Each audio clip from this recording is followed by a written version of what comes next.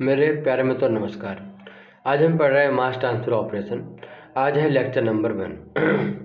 जैसा कि आपको मालूम है कि हम लोग पिछले क्लास में फ्लूइड मैकेनिक्स पूरा कर चुके हैं। MEV यानी मटेरियल एनर्जी बैलेंस यानी प्लास्टिक ऑपरेशन हम पूरा कर चुके हैं। फिर हमने CRE को पूरा किया, फिर हमने हीट ट्रांसफ़र ऑपरेशन को पूरा किया। मैकेनिकल ऑपरेशन जो MOSH है उसको हम कर रहे हैं कंटिन्यू। तो केमिकल टेक्नोलॉजी हम पढ़ा रहे हैं आपको। हम फिलहाल मास ट्रांसफ़र स्टार्ट कर रहे हैं और मास ट्रांसफ़र का जो आज का क्लास है बहुत ही हिस्टोरिकल क्लास होने वाला है। आने वाले समय में हम मास ट्रांसफ़र को बहुत एक हायर लेवल से कवर करेंगे और बहुत ही स्टैंडर्ड तरीके से हम आपको पढ़ाएंगे। तो आइए देखते हैं कि मास ट्रांसफ़र ऑपरेशन में हम सिलेबस में क्या क्या पढ़ेंगे और किस तरीके से इसको कवर करेंगे। हम आपको बता दें कि जब भी आप हमारे एप्लीकेशन केमिकल गुरु में जाओगे तो हमने जो सिलेबस तैयार किया है वो 23 यूनिवर्सिटी इंडिया की जो कि डिप्लोमा BTech और BSc है इनको मिला के किया है। सिलेबस हमारा जो बनाने में सबसे ज़्यादा टाइम लगता है। अप्रॉक्स अगर हम 5 मंथ या 4 मंथ पूरा सिलेबस डिलीवर करने में लगाते हैं तो सिलेबस बनाने में सिर्फ हम 1 आवर कम से कम 1 मंथ हम लेते ही हैं। तो ऐसी कंडीशन में क्या है कि सिलेबस हमारा बहुत ही ज़्यादा कॉम्पिटिटिव है, बहुत ज़्यादा वैल्यूएबल है और इस सिलेबस को हमने IIT के 3 to 5 सिलेबस से मिलकर बनाया हुआ है। इसके अलावा AMU, BHU, doctor Ram Prasad, doctor OP Gupta, तो इन सारी बुक्स से हमने मिलके इसको तैयार किया हुआ है। तो और साथ हमने इसमें गेट एग्ज़ाम का सिलेबस है जो उसको भी कंप्राइज किया हुआ है। तो कहीं ना कहीं एक बहुत ही मजबूत सिलेबस हमारे सामने निकल के आया है, जिसको डिलीवर हम जब करेंगे तो कोई भी टॉपिक ऐसा नहीं है जो कि हम आपको ना पढ़ाते हों। आप हमारे एप्लीकेशन में जाओगे तो वहाँ पर स्टडी मटेरियल सेक्शन में जाने के बाद वहाँ पर हमने जितना सब्जेक्ट पढ़ा चुके हैं उनको डिलीवर्ड लेक्चर क्या किया उनकी लिस्ट भी वहाँ पर अपलोड की है। तो वहाँ से आप देख सकते हो कि हमने कोई भी चीज़ छोड़ी नहीं है और किसी भी तरीके से कोई भी चीज़ों में हमने कोई कंप्रोमाइज़ क्वालिटी कंप्रोमाइज़ नहीं किया है। चलिए हम सिलेबस देखते हैं।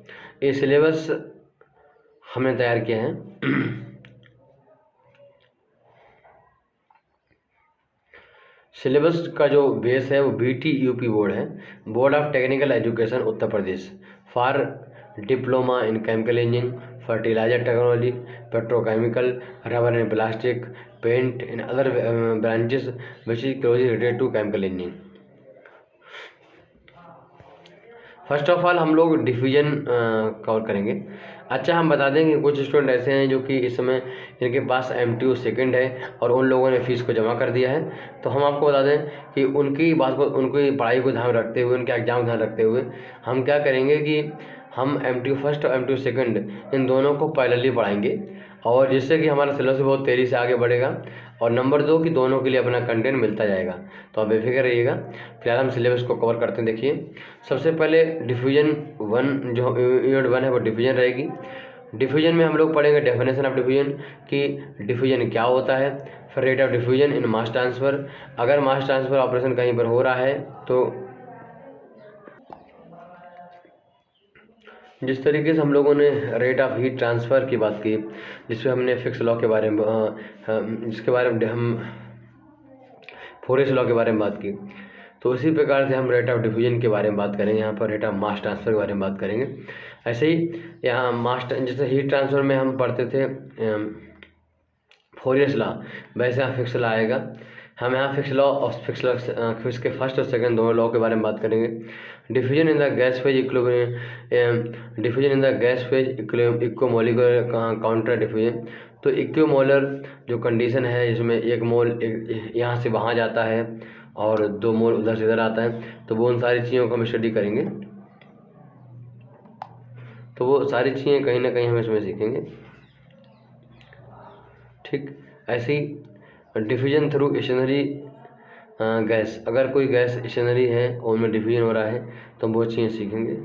यहाँ पर स्टीफन्स लॉ एक काम करेगा, उसको हम आपको बताएंगे। मास ट्रांसफ़र कोएफिशिएंट क्या होता है जिसे हम K कहते हैं और उसकी क्या इंपॉर्टेंस है उसके बारे में हम लोग बात करेंगे। तो वो चीज़ हम यहाँ सीखेंगे। इसमें बहुत सारी थ्योरी हैं जो मास ट्रांसफ़र में रट रहे हैं, जो कि टाइम का फंक्शन होती हैं, टाइम की डिफरेंट पावर डिपेंड करती हैं। तो हम उन डिफरेंट थ्योरीज के बारे में पढ़ेंगे। ठीक, 3 थ्योरीज हैं। Diffusion in soil, derivation of following relationship of individual overall mass transfer coefficient. अगर 2 से ज़्यादा फेजेज में मास ट्रांसफर हो रहा है तो उनमें आपस में क्या रिलेशन है और किस तरह एग्जाम में क्वेश्चन आते हैं, हम उनके बारे में बात करेंगे। चाहे वो लिक्विड फेज हो या फिर गैस फेज हो, पहले दोनों चीज़ों के बारे में हम वो देखेंगे। ठीक, तो इसको हम समझेंगे। फिर हमारी दूसरी यूनिट शुरू होगी, इसे बोलते हैं एब्जॉर्प्शन। तो हम फिर दूसरी यूनिट को कवर करेंगे और दूसरी यूनिट में जो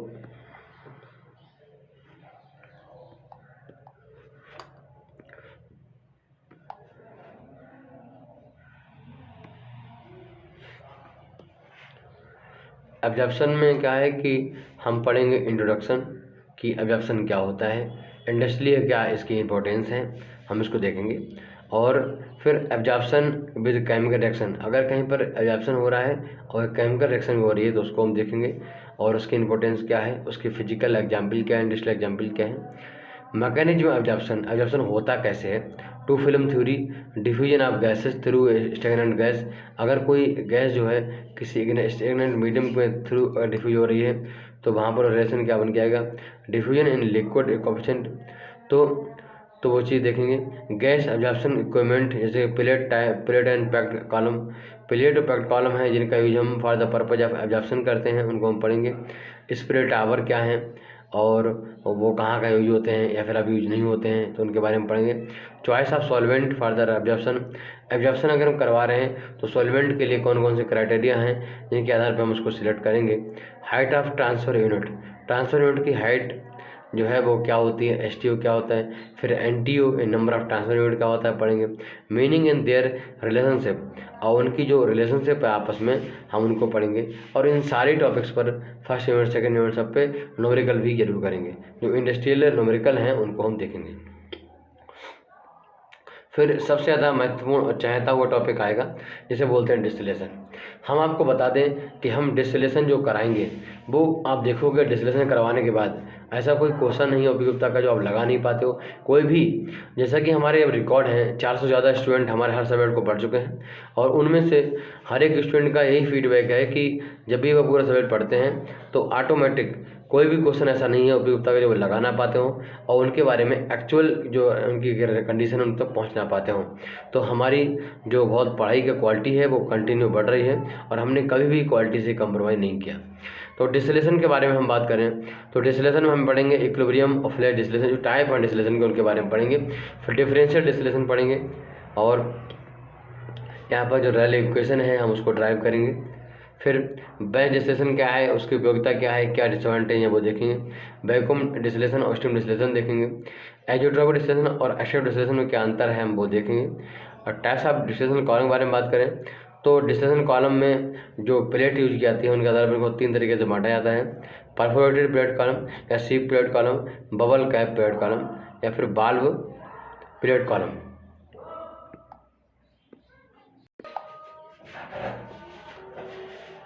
फिर हम वेपर लिक्विड इक्विलिब्रियम डायग्राम देखेंगे। राउल्ट्स लॉ क्या है देखेंगे, हालांकि हम लोग उसको पढ़ चुके हैं MBA में।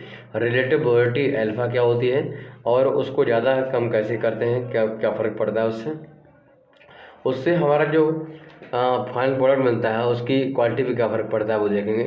कांस्टेंट बॉइलिंग मिक्सचर क्या होता है हम वो देखेंगे और इसे आइसोटोपिक मिक्सचर कहते हैं। Equilibrium diagram and construction of equilibrium diagram, किस तरीके से हम इक्विलिब्रियम डायग्राम बनाते हैं और डिफरेंट कंडीशन में प्रेशर के आधार पे और हम टर्म के आधार पे उसको देखेंगे। फिर फ्रैक्शनेटिंग कॉलम कैलकुलेशन जो क्या है कि अगर फ्रैक्शनेटिंग कॉलम हमारे पास कोई है उसमें हीट और मास का बैलेंस किस तरीके से देखते हैं हम उसको देखेंगे, उसमें न्यूमेरिकल करेंगे। रिफ्लक्स रेशियो क्या होता है और कितने प्रकार का होता है वो देखेंगे। इक्विलिब्रियम प्लेट क्या कैसे कहते हैं, लोकेशन ऑफ फीड प्लेट कैसे निकालते हैं, किस क्वेश्चन इंटरव्यू पूछा जाता है या किस प्लेट पे हम फीड करेंगे, तो वो वाली बात हम यहाँ पर देखेंगे। सबकूल्ड रिफ्लक्स क्या होता है और उससे क्या फ़र्क पड़ता है हमारी इकोनॉमी पर। Effect of reflux ratio, total reflux, minimum reflux ratio, attainment, तो वो सारी चीज़ें देखेंगे। मैकावथिलिया डायग्राम सेक्शन जो वो क्या होता है, और उसके ऊपर सेक्शन और बिलो फीड लाइन सेक्शन क्या कैसे बनाते हैं, उनका क्या मीनिंग है वो देखेंगे। इंटरसेक्शन ऑफ ऑपरेटिंग लाइन, जो ऑपरेटिंग लाइन है उसका इंटरसेक्शन किस तरीके से है, उसका क्या मीनिंग है वो देखेंगे। Location of Q line, Q line कहाँ पर जाएगी, क्यू लाइन होती क्या है, क्यू का मतलब क्या है वो हम देखेंगे। और ऑप्टिमम रिफ्लक्स रेशियो किसे कहते हैं, calculation of number of equilibrium period, तो हम उसको देखेंगे बाय द मैकावथिलिया मेथड। और ओवरऑल पीरियड एफिशिएंसी क्या निकालते हैं और उसमें न्यूमेरिकल देखेंगे। फिर हम पढ़ेंगे एब्स्ट्रक्शन। एब्स्ट्रक्शन में application of this operation, abstraction का क्या एप्लीकेशन है, चॉइस ऑफ सॉल्वेंट क्या होती है, स्टेप ऑफ एब्स्ट्रक्शन ऑपरेशन, कौन कौन सा एक्सट्रक्शन ऑपरेशन स्टेप है, सॉलिड लिक्विड एक्सट्रैक्शन क्या होता है, और construction and description, moving bed, basket type oil seed extractor, ऐसे बॉलमैन एक्सट्रैक्टर है, रोटोसेल एक्सट्रैक्टर है, इसके इक्विपमेंट हैं जो कि बेसिकली लीचिंग इक्विपमेंट है, हम उनके बारे में देखेंगे। यानी सॉलिड लिक्विड एक्सट्रैक्शन का मतलब है लीचिंग, और लिक्विड लिक्विड एक्सट्रैक्शन का मतलब सिंपल एक्सट्रैक्शन। तो लिक्विड एक्सट्रैक्शन डिस्क्रिप्शन और कंस्ट्रक्शन के बारे में, उसमें मिक्सर सेटलर हैं, कुछ इक्विपमेंट्स हैं, सिंपल इक्विपमेंट है, वो उसके बारे में पढ़ेंगे हम। Perforated plate and baffle tower वगैरह क्या है उसके बारे में हम पढ़ेंगे। फिर हम पढ़ेंगे ह्यूमिडिटी के बारे में। तो अगली ह्यूमिड होगी ह्यूमिडिफिकेशन। ह्यूमिडिफिकेशन में सबसे पहले डेफिनेशन क्या करूँगा, ह्यूमिडिटी क्या होती है, परसेंटेज ह्यूमिडिटी क्या होती है, रिलेटिव ह्यूमिडिटी क्या होती है, ह्यूमिड वॉल्यूम क्या है, ह्यूमिड हीट क्या है, इन सब की इम्पोर्टेंस क्या है, एंथैल्पी और इसका कैलकुलेशन कैसे करते हैं, डायग्राम को कैसे समझते हैं और किसी डायग्राम से कैसे डिफरेंट वैल्यू फाइंड आउट करते हैं, ड्राई बल्ब बेड टेम्परेचर क्या है, एडियाबेटिक सेचुरेशन टेम्परेचर क्या है, use of humidity chart, due point, simple numerical यहाँ पे देखेंगे कौन कौन से होते हैं, तो सारी चीज़ हम यहाँ पर करेंगे। कूलिंग टावर को हम यहाँ पर पढ़ेंगे, उसमें बहुत सारे टर्म हैं उनके बारे में पढ़ेंगे। कूलिंग टावर कितने प्रकार के हैं वो यहाँ पर हम पढ़ेंगे। फिर हम पढ़ेंगे ड्राइंग, लास्ट यूनिट होगी हमारी। ड्राइंग में क्या है कि general drawing behaviour, critical moisture content क्या होता है, कितने प्रकार के मॉइस्चर वहाँ पर हम पढ़ते हैं वो सब देखेंगे। इक्विलिब्रियम मॉइस्चर क्या होता है, तो इसके अलावा जो इक्विपमेंट है जैसे ट्रे ड्रायर है, स्क्रीन कन्वे ड्रायर है, रोटरी ड्रायर है, उनके बारे में हम पढ़ेंगे और उनके इंडस्ट्री एप्लीकेशन क्या है, उनके किस तरीके से हैं वो हम आपको बताएंगे। तो डेफिनेटली मुझे लगता है कि बहुत ही अच्छे लेवल से हम आपको पढ़ाने वाले हैं और एक कहीं ना कहीं हिस्टोरिकल तरीके से हम आपको पढ़ाएंगे। आइए हम एक मोटा मोटी हम आपको गेट का सिलेबस बता देते हैं और कैसे इसको हम पूरा करेंगे, आइए देखते हैं। तो प्यारे मित्रों, हम सिलेबस के बारे में बात कर रहे हैं। सिलेबस जो है गेट एग्ज़ाम का सिलेबस है और वो सिलेबस आपकी तरह ही है। इस सिलेबस हम इसलिए हम यहाँ पर आपको रख के बता रहे हैं ताकि इसमें कोई पॉइंट ऐसा बचा होगा डिप्लोमा लेवल पे जो कि बीटेक लेवल में आता है, तो उसको हम यहाँ पर ऐड कर लेंगे जिससे किसी भी कंपटीशन एग्जाम में ऐसा कोई क्वेश्चन आए तो आप आसानी से कर सको। हम अपने लेक्चर्स में इस बात का चैलेंज है कि डिप्लोमा लेवल पे ऐसा कोई एग्जाम नहीं है जो हमारे सिलेबस से बाहर उसमें कोई क्वेश्चन पूछ जाता हो। फिर भी हम इसमें काफ़ी चीज़ें कवर कर रहे हैं और हमारा कोर्स पढ़ने के बाद आप वो भी उतना 100% सॉल्व कर सकते हो। हमारी बुक आने वाली है एस.के. शुक्ला केमिकल इंजीनियरिंग, उसको भी आप पूरा सॉल्व कर सकते हो।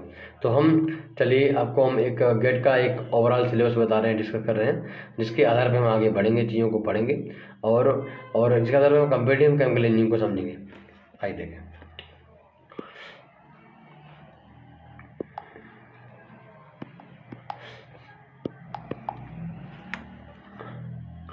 सबसे पहले हम पढ़ेंगे डिफिजन। ठीक, इसमें डिफिजन क्या है कि जिस तरीके से हम लोग बात की थी कंडक्शन की, जिसमें कंडक्शन पार्ट फर्स्ट और पार्ट सेकंड था, तो वैसे यहाँ पर डिफिजन पार्ट फर्स्ट और पार्ट सेकंड रहेगा। ये दोनों अपने आप में एक बहुत ही महत्वपूर्ण तरीके से काम करते हैं। दूसरी बार में हम पढ़ेंगे डिस्टिलेशन, यानी डिफिजन और डिस्टिलेशन दोनों पैरेलल चलेंगे क्योंकि हम दोनों को साथ साथ आपको पढ़ाएंगे। ठीक, डिस्टिलेशन बहुत बड़ी यूनिट है और ये दोनों मिला के किसी भी कंपटीशन एग्जाम का 70% पार्ट कवर करते हैं, सिर्फ 2 यूनिट। अगर हम बात करें तीसरी यूनिट की तो वो ड्राइंग रहेगी। ड्राइंग हम यहाँ पे कवर करेंगे। फिर हम पढ़ेंगे ह्यूमिडिफिकेशन,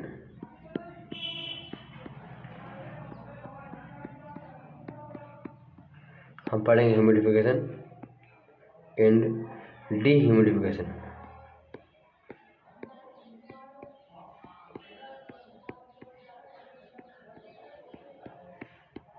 ठीक, हम इसको पढ़ेंगे। फिर हम पढ़ेंगे क्रिस्टलाइजेशन। जो क्रिस्टलाइजेशन यूनिट है हमारी, हम इसको STO में पूरा कर देंगे। ठीक, तो हम यहाँ पर आपको नहीं पढ़ाएंगे।